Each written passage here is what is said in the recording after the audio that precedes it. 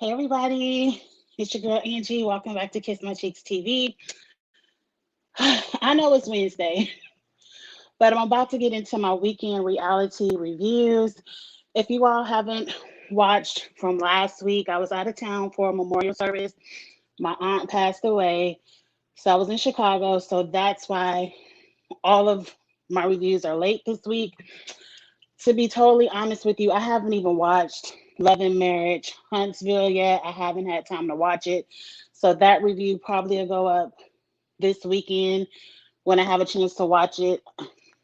But this is about Family and Fiancé. And I want to thank you all so much for your support, continuing to watch my videos, continuing to push me to 1,000 subscribers. I thank you all so much. Go ahead and hit subscribe if you have not already subscribed to Kiss My Cheeks TV. Family and Fiancé this week, Fred and Tiffany. This reminds me of an old school saying my father used to say all the time, and anyone in my age range, you've heard this before, where he says, "You don't believe fat meat is greasy." That's what I feel about Tiffany. This episode was nothing but a giant red flag, and all it took was for a reproposal with a bigger ring for all to be good for Miss Tiffany. And my eyes were rolling. We started off the first counseling session where Tiffany and Fred discussed how they even became engaged. They were out on a couple's cruise for one or the other's birthday, I don't recall. And on the first day of this 7-day cruise, and I love a good 7-day cruise, but on the first day of this cruise, Fred brings out a box and says, "Will you marry me?" Corners her in a restroom.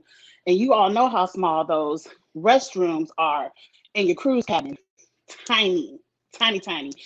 Two people really can't fit in it. But he done put himself in the restroom of the cruise cabin and said, "Will you marry me?"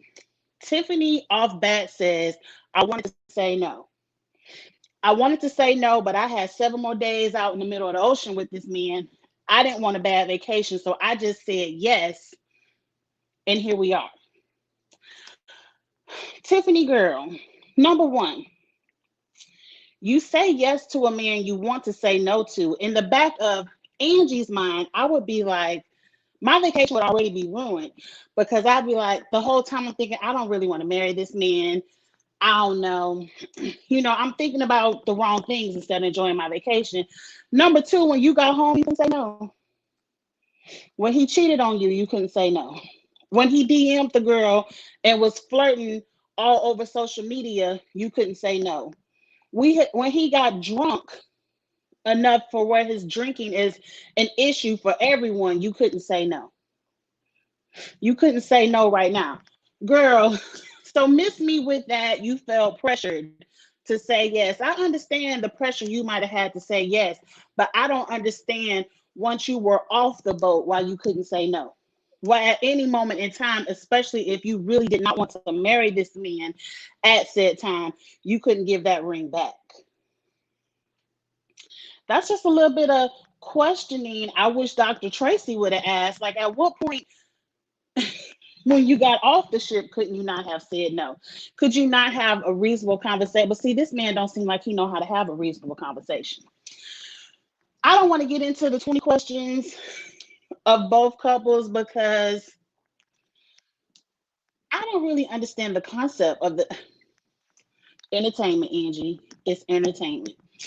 So at dinner, they're talking about how the 20 questions went. I want to point out how everyone in his family, from his brother to his mother to his best friend, all said he's not ready to get married. He does not know how to treat you properly in a relationship. He has a drinking problem and he needs therapy. This ain't your family. This is everyone he's closest to in his family. These ain't just a bunch of cousins and friends off the street. This is his mother, his brother, and his best friend telling you that he's trash and needs help and is not ready to get married. But you can't receive that. What pissed me off And it pisses me off a little bit because people say I'm that type of mom where don't play with my son. But what pisses me off, she calls the mother an enabler because the mother is not going to allow you to beat up on her son. But at what point, Tiffany, do you become the enabler? When this mother has told you, if you so unhappy, he's cheating on you, he's doing all this stuff, he's not paying attention to you. At what point do you get accountability for enabling his behavior by not leaving? See, and sometimes you got to look within. I'm going to tell you all this, you get in the comments if you agree or not. As a mother, it's not my job to disown my son because he treats you improperly. Sometimes men do trash things, and every man is somebody's son. It's not my job to disown my son who is grown. This man looks very grown, at least in his 40s. For me to disown him because he treats you improperly. What I can do is reference him to the foundation that I gave him because I raised to the best of my ability to correctly to respect women and all of that good stuff. But if he was to cheat on you and to dismiss your feelings and to maybe have a drinking problem, I'm going to address him with that problem. I may even chastise him and say, you know, you was wrong for that. But what I'm not going to do is let you beat up on him because you choose to accept that behavior. I'm not going to stop loving my son because you choose to accept his trash ways. At some point, when somebody mother tells you, girl, you need to get up and leave, and you choose to sit up there and stay, as a mother, what am I supposed to do? I don't know. I just felt like Tiffany wanted everyone else to change this man. She wanted this man who, for however many years, at least 4 years, who has never changed his behavior in her eyesight. For some reason, I feel like Tiffany, instead of taking her own power and because girl, you're beautiful, and that has nothing to do with anybody's looks or nothing. I'm just saying you're beautiful. I know you can catch another. You know, it is what it is. But instead of taking the power in your hands and saying, I don't have to put up with this, I don't have to deal with this and leave, you want to blame it's you, and it probably is all him. But at one point, do you say that's enough for me? Because we get to the end of the episode and you still said, I know he needs therapy. I know he needs this. I know he needs that. And I'm going to stick beside him. Yeah, I'm going to stick beside him. But I just want you to know this is the last time I'm going to stick beside you. I don't believe that for nothing in the world. To me, this relationship is never going to be over until he gets his shit together and decides he wants to leave you. And I can see it. It happens every day, all day. Men will have that one woman he trashes, disrespects, cheats on, but his shit ain't together and her self-esteem ain't together. So he uses her. And then I promise you, once he gets sober, once he get a little bit of therapy and he learns how to treat a woman, he's gonna use all that stuff on with the next. So that's why I wish women would take their power and say, I don't have to put up with it. Figure it out on your own. Because y'all don't have children together. But that's it. Because that proposal at the end of it, I was her brother. Like, what the fuck is this?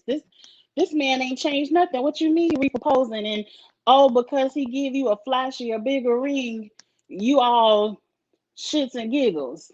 See, that's all she want. She talking about he is there for the theatrics so the attention can be on him. No, girlfriend, you're there for the theatrics. You like the attention. You like the put a ring in your face. That's why I don't even believe that whole he trapped me on the boat. You wanted to marry that man. But anyway, I wish you all the best. At the end of it, they said he was in counseling. I hope it works. And I hope you all do whatever makes you happy. But don't get on the TV screen with all the outs in the world talking about, but y'all enabling him. What you doing then? If you ain't enabling him as well. But anyway, he needs to get his shit together too. We ain't gonna all put it on Tiffany. Fred is grown. The dog wanna come in here. Fred is grown and he old enough to get his shit together too. But sometimes you gotta take accountability for yourself as well. That's what I learned from this episode of Family or Fiance. Get in the comments, let me know what you think. Go ahead and hit like, go ahead and hit share, and go ahead and subscribe to the Kiss My Cheeks family. And I will be back. I know I say it every week. Every week something comes up. It's life. I'm gonna get these reviews out on time. But thank you all for the support and watching. And I will see you all next weekend. Bye.